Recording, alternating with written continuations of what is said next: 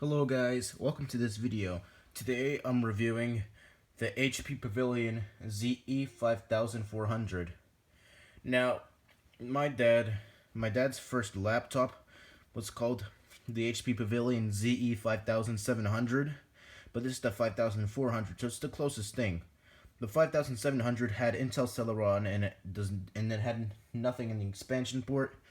This one though has a floppy drive in the expansion port and has Intel Pentium 4, so it's a win-win. So this laptop came out in 2002 and was manufactured until surprisingly 2005. It sold a lot of units, but a lot of them ended up for parts on eBay because nobody knew how to fix them. I actually fixed this one. This one had a little bit of an issue with the motherboard, but it was a really easy fix. All I had to do was just fix one little chip. That was it, and then the whole thing worked again. And I found that it was a common problem. And with this model in particular, I only found 2 articles about it in forums, and it turns out that after you fix that, it shouldn't have another problem for the rest of its lifetime. And by lifetime, I don't know how long that is, but whatever. It works now, and it works great. Now, at the end of this video, I'm actually going to show you the ports and everything. But first, I want to boot up the OS. Now, first thing I want to show you is that indeed it says Intel Pentium 4. It has a worn out warning label and obvious sweat marks. However, I don't see any sweat marks on the trackpad, which is good. And then you see it's more specific model on here, the 5470 US, which is good. So I will set this down right here, and then move this down a little bit, right there. Now, Intel Pentium 4 is a really powerful processor. It can do good networking, watching videos and stuff. But most particular, it can run a lot of 3D games pretty well. But if you get the HT version, it's even better. And that's what a laptop I already reviewed has. The HP Pavilion ZD7000 right there. But anyway, I'm going to boot this thing. And it's pretty obvious what it runs on. It says it on the sticker.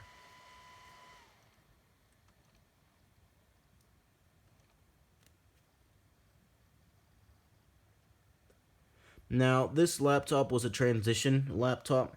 Now, by transition, I mean a transition from square screen to widescreen.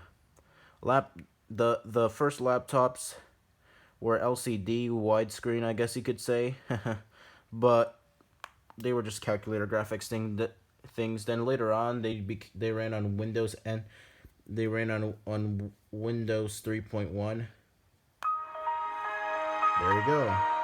There we go. But regardless, they were able to run Windows 3.1, and then after that, they were able to run Windows 95, and they had a square screen. But this one is a little more stretched out. And yeah, HP's first widescreen laptop was actually the ZT3000, which then became the Compact, which then became the HP Compact, forget too. But yeah, this thing can do basic networking, although I can't get it to work on here. Hang on. Yeah.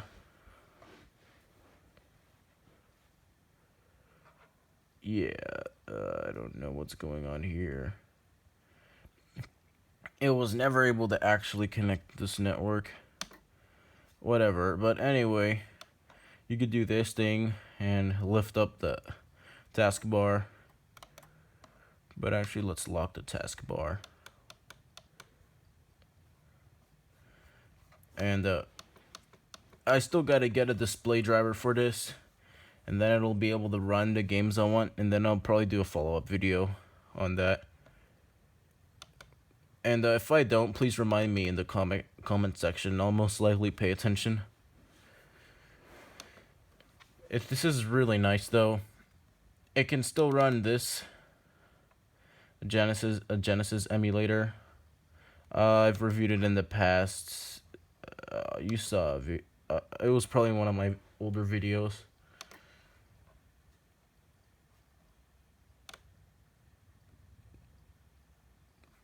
Here we go, the classic.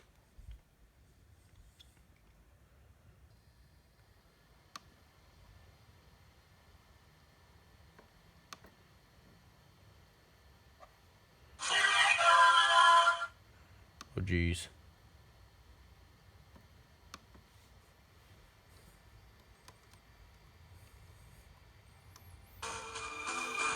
We do have drivers for this.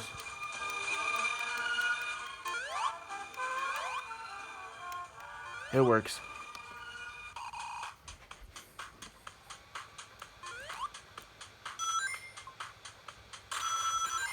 It runs this game really smooth, surprisingly. Or the emulator in general.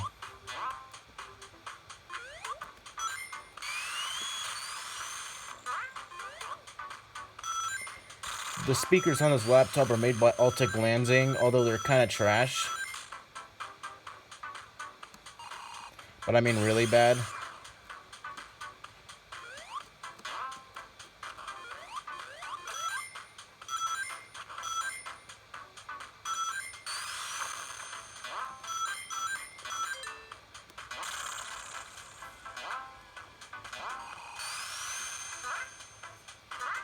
Oh really? Oh, almost worked.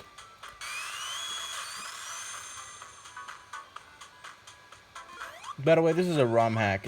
It mimics Sonic CD, makes it a little better. Except without the time travel stuff. Ooh man, its fans are going off right now. And surprisingly, oh wait, never mind. The CMOS battery is dead. It says 3:27 a.m. despite it not being 3 a.m.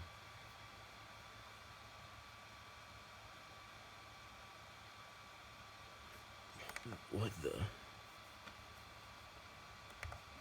Yeah, it doesn't have drivers. Oh wait, never mind. And then it worked.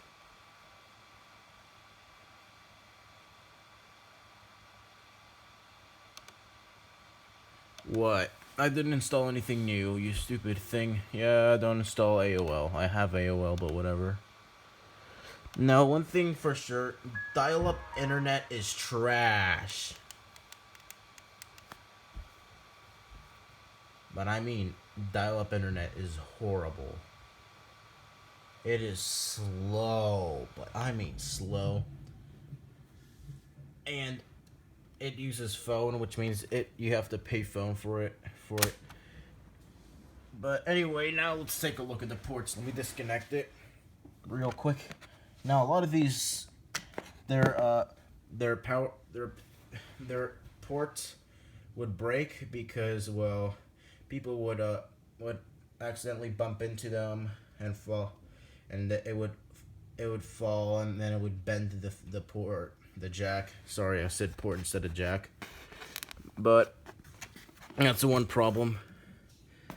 Now this laptop has a DVD-ROM. Now, for the other HPs that I reviewed, like the ZD7000 or the ZX5000, it would be an overstatement to call them a laptop. But this one, though, it fits great on my lap. DVD-ROM. Oh, I can't focus it. But it says DVD-ROM, RW DVD rewritable, which is good. Then it has just your typical CD drive. All in one thing. It's a combo drive. This is the battery right here. This shares the same battery as the ze5400 series. Comes out that easily, and here's the battery. Made by HP.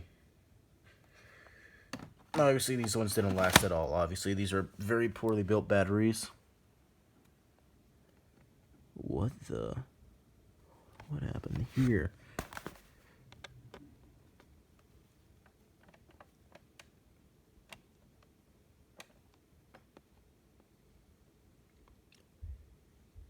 It's almost like somebody removed the Yeah, I don't know. But it has a Wi-Fi switch here. It has a mic jack and a headphone jack and the volume control. This laptop does not have never mind, it does. It has an expansion port which you can connect a docking station. You can connect the docking station to this thing.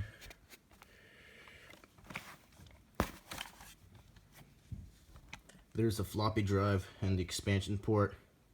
It has a PCMCIA slot, and then it has a phone port, and then it has this a display port, menu display. I forget what it's called, but whatever.